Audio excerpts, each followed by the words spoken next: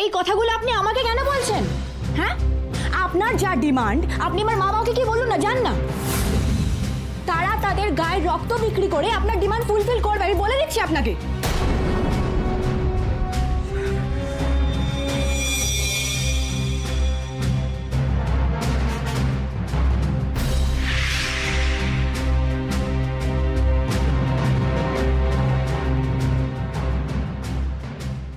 ও বৌদি, দেখলে মেয়ের কিরকম মেজাজ? হ্যাঁ, আরে বাবা রে বাবা, এতদিনে আসল চেহারাটা বাইরে বেরিয়ে এসেছে। দেখলে তো, এতদিন কিরকম মিন মিন মিন মিন করে কথা বলতো, ভাজা মাছটা উল্টে খেতে জানে না, সব অভিনয়। দেখলে তো, একটা ভালো কথা বলি বৌদি, এ মেয়ের থেকে সাবধান, নইলে কপালে দুঃখ আছে, এই বলে দিলাম। কি হলো দিদি, এত চেঁচামেচি শুনছি, কি হয়েছে? শ্রেয়াকেও দেখলাম রাগ করে বেরিয়ে যাচ্ছে। আসুন দিদি আসুন, আপনি একজন শিক্ষিত মানুষ দিদি। আচ্ছা দিদি, আপনি বলুন, এই রকম জিনিস কোনো ভদ্রলোক কেউ কাউকে দিতে পারে? আপনি বলুন। সত্যি তো,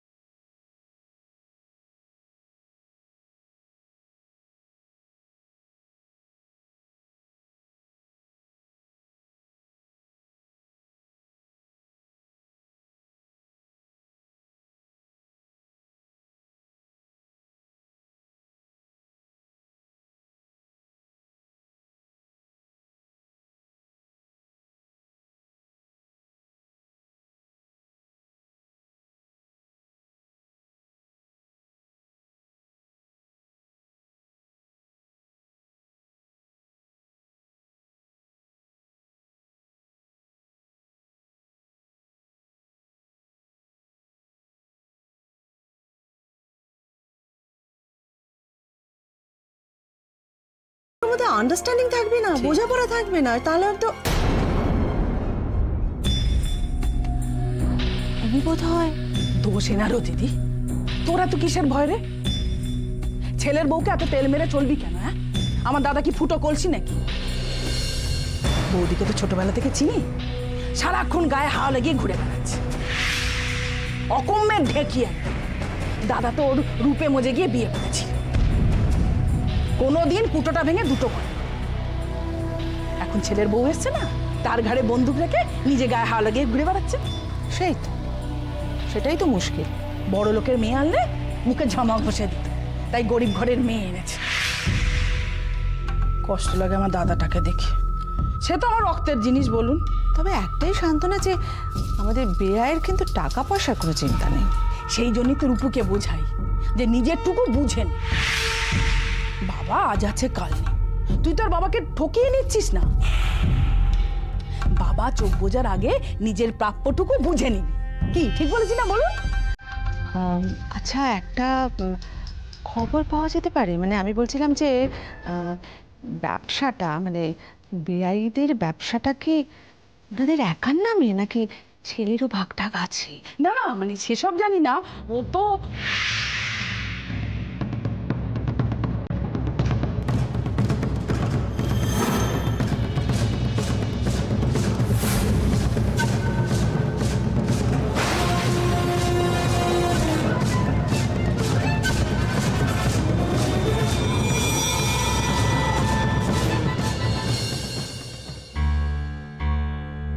ঐন্দ্রিলা এখনো ফিরছে না কেন? এত দেরি তো হওয়ার কথা না। তাহলে কি অন্য কোথাও গেল?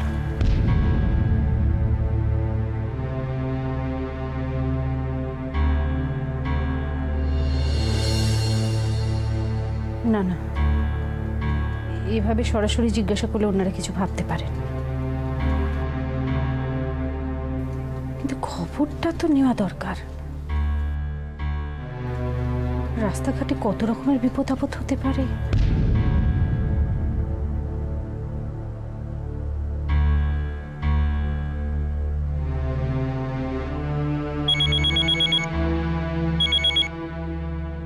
হ্যালো। হ্যালো বিথিদি, আমি রুমা বলছি। ও রুমা, তুমি বলো কেমন আছো? ভালো দিদি, আপনারা কেমন আছেন? এই আর কি, ভালো মন্দ মিশিয়ে চলে যাচ্ছে, যা ঝড়ঝাপটা গেল। আমার মনটা এত খুঁতখুত করছে বিথিদি। প্রথম জামাই ষষ্ঠী রূপমকে একটু ভালো করে খাওয়াতেও পারলাম না। সবই কপাল রুমা, তুমি তো তাও সুতোটুকু বাঁধতে পেরেছো, আমি তো তাও পারলাম। যাকে ওই নিয়ে আর ভাবছি না গো, নীল যে ভালোভাবে আমাদের কাছে ফিরে এসেছে সেই অনেক। হ্যাঁ সেটাই, মায়েদের কাছে ষষ্ঠীর থেকেও অনেক বেশি দামি হচ্ছে সন্তানেরা। রাধা গোবিন্দ আছেন দিদি। আচ্ছা দিদি, আমি না ঐন্দ্রিলার হাতে শ্রেয়া রূপমের জন্য কিছু জিনিসপত্র পাঠিয়েছিলাম। হ্যাঁ হ্যাঁ, ঐন্দ্রিলা এসেছিল তো। এই দেখো না, আমারই তো ফোন করে বলে দেওয়া উচিত ছিল। না মানে মাপটাপগুলো ঠিক হয়েছে কিনা, শাড়ি জামা কাপড়গুলো আপনাদের পছন্দ হয়েছে কিনা সেটা জানার জন্য ফোন করলাম। তোমার বাপের বাড়ি থেকে জামাই ষষ্ঠীর তত্ত্ব হিসাবে রূপমকে পাঠিয়েছে। হ্যাঁ বৌদি, এই শাড়িটা দেখো কি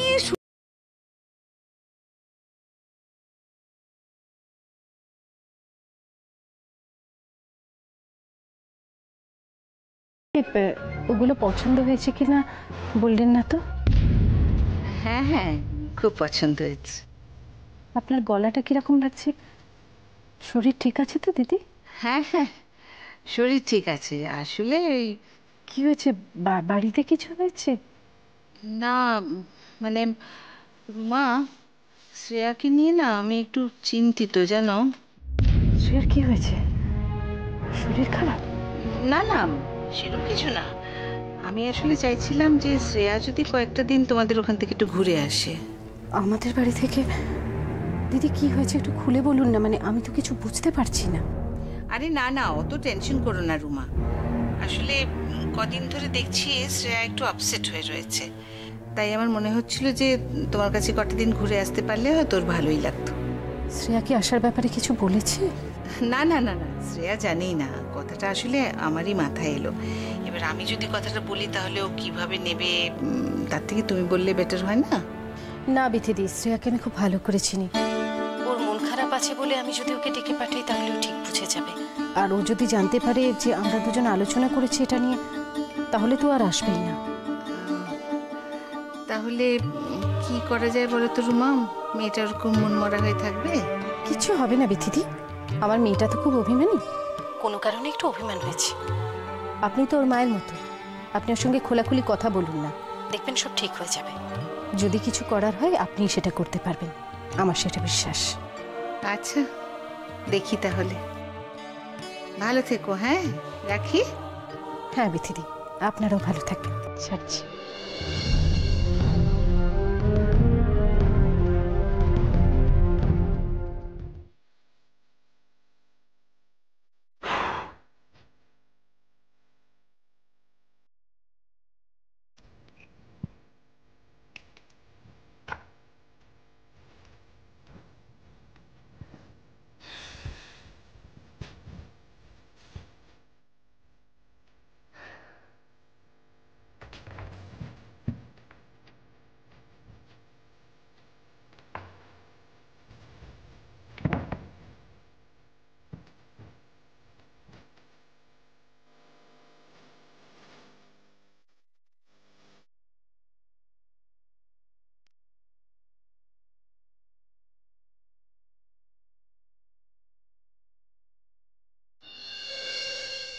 কিন্তু কি ব্যাপার বলতো শ্রেয়া, কোথায় ছিলে তুমি? আর আমি জামা কাপড় টামা কাপড় কিছু পাচ্ছি না। আলমারিতেই তো রাখা আছে, দেখছি দাঁড়াও।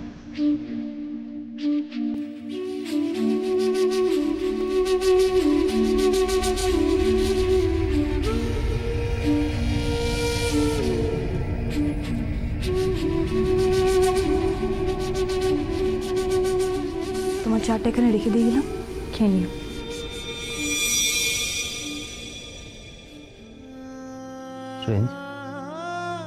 কি অদ্ভুত ফিল হচ্ছে। কি হয়েছে শ্রেয়া? চাটা দিয়ে গেল যন্ত্রের মতো, অনিচ্ছা নিয়ে পাঞ্জাবি বার করলো।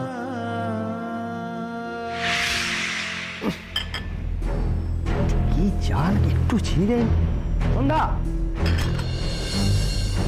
এই সন্ধ্যা, চাটা নিয়ে যা, মুখে দেওয়া যাচ্ছে না।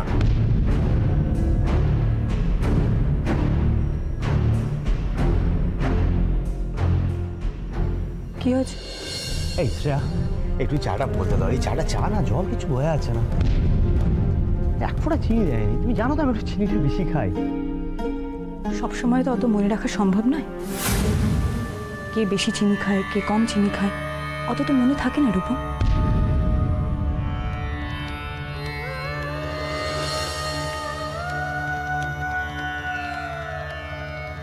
আমি চাটা চিনি দিয়ে গরম করে নিয়ে আসছি। এই না, এই চাটা আর গরম করো না, তাহলে আর কিচ্ছু টেস্ট থাকে না। আর এক কাপ চা বানিয়ে। আর এক কাপ চা বানাতে একটু দেরি হবে, কারণ সন্ধ্যার এখন হাত খালি। আরে সন্ধ্যা কেন, তুমি বানাও। তুমি বানালে চাটার টেস্টটাও বেটার হয়। আমার চাটা তো তুমি বানাও। সব দিন তো আর এক হয় না রূপম। আমি তো একবার চা বানালাম, তোমার তো পছন্দ হয়নি। আর সংসারে অনেকগুলো কাজ পড়েছে, শুধু একটা কাজ করলে তো আর হবে না। আমি সন্ধ্যাকে বলে দিচ্ছি, ও তোমার জন্য চা বানিয়ে দেবে।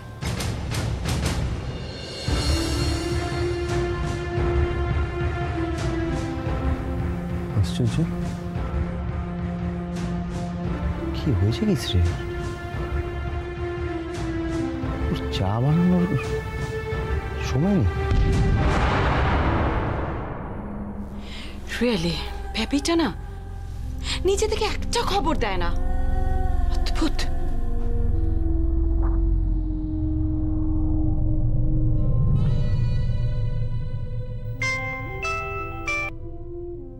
হ্যাঁ মম বলো।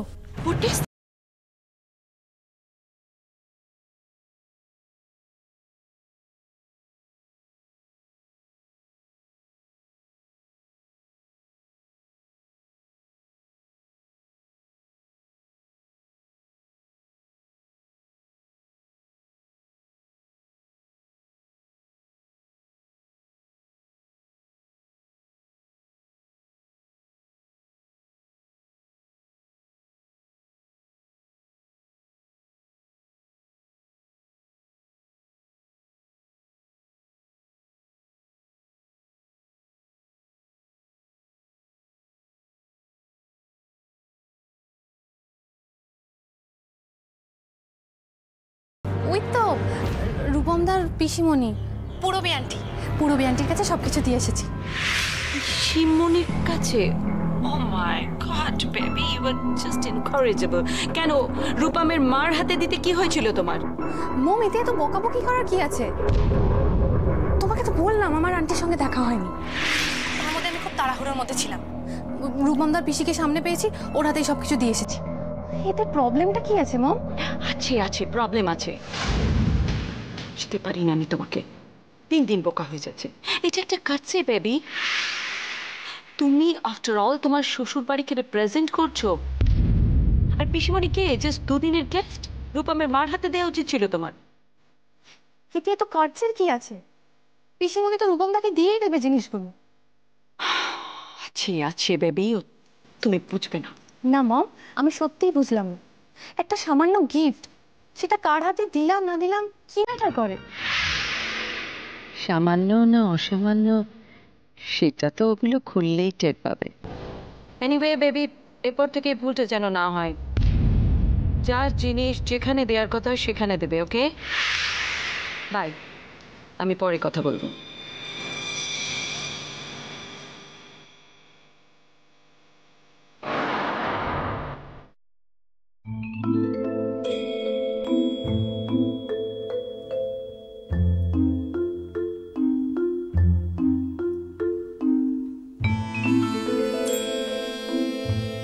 দাদা, কিরে, কিছু বলবি?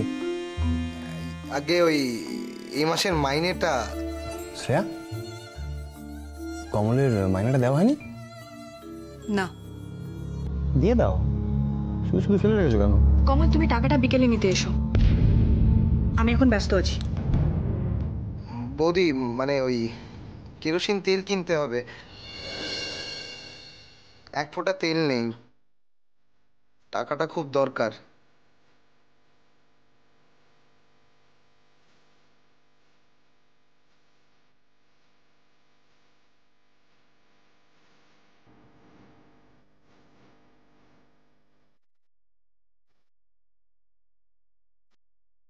ধরো বাবা,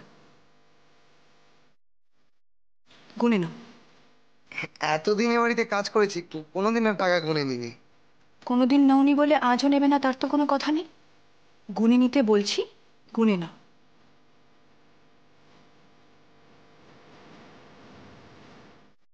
বৌদি, এখানে তো 5,000 টাকা আছে, এত টাকা দিলে কেন? এত কোথায়, যা মাইনে তাই তো দিয়েছি। আরে না, আগের মাসে 1,000 টাকা অ্যাডভান্স নিয়েছিলাম না, তো বলেছিলাম তোমায় কাটিয়ে দিতে পরের মাসের মাইনে থেকে, তাই জন্যে। দেখো কমল, অত আমার মনে থাকে না। সব সময় সবার সবকিছু মনে রাখা সম্ভব নয়। পরে লাগলে আবার চেয়ে নেবো, নয় এখন তুমি এই টাকাটা নিয়ে নাও। ঠিক আছে, তোমার যা লাগে তুমি নাও, বাকিটা রেখে দাও।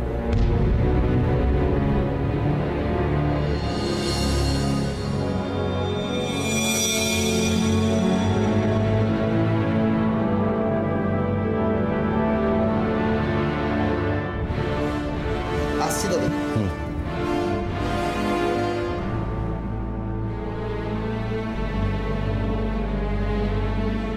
কোথায় যাচ্ছিস? আবার কথা বলে দেখি। এখন চুপ করে বসতে হয় তো কোনো মানে হয় না। কি ভাবছো দেখি একবার। রূপম দাঁড়া।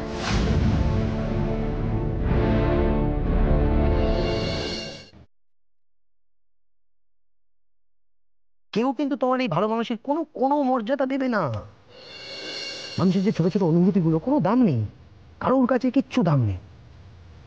স্বার্থ ছাড়া আজকাল আর মানুষ কিচ্ছু করে না, কেউ বিশ্বাসও করে না। কি হয়েছে তোমার? শরীর টরীর খারাপ না তো? ভালো আছো? তোমার বাবা মা কোন আক্কেলে এরকম জামা কাপড় পাঠালেন বলে তো? এই কথাগুলো আপনি আমাকে কেন বলছেন পিসিমণি? আপনার যা ডিমান্ড আপনি আমার মামাকে কি বলুন না, জান না তারা তাদের গায়ের রক্ত বিক্রি করে আপনার ডিমান্ড ফুলফিল করবে, আমি বলে দিচ্ছি আপনাকে।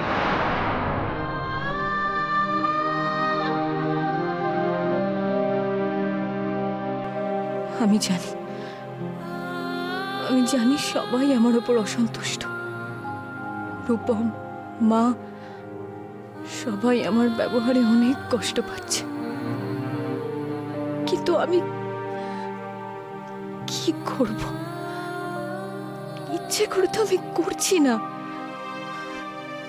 মনে এক, মুখে আরেক, এই দ্বিচারিতা আমি নিজের সাথে সবার সাথে কিভাবে করব? শ্রেয়া, আমি কখন থেকে তোমায় খুঁজে বেড়াচ্ছি, তুমি চুপচাপ একা একা এখানে এসে দাঁড়িয়ে আছো। কি হয়েছে তোমার? এমনি দাঁড়িয়ে আছি মা। কই, তুমি আমায় জিজ্ঞেস করলে না তো কেন আমি তখন থেকে তোমায় খুঁজে বেড়াচ্ছি? কি দরকার মা, বলো।